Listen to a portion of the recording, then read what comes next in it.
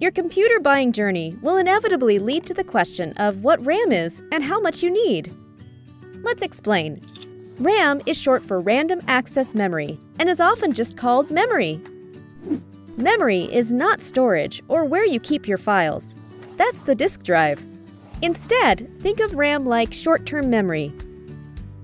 When you have a file or app open, it loads from the disk drive onto RAM, and then you work with it. When you close the file or app, it leaves RAM.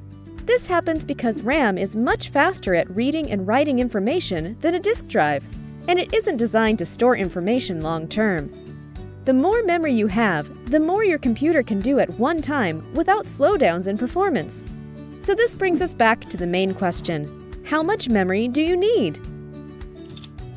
If you primarily browse the web, work on documents, or stream videos online, 4 GB will work, though we recommend 8 GB or more to keep your computer running smoothly now and long-term.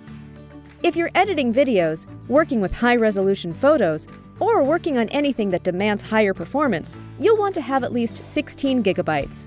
Hope that helps!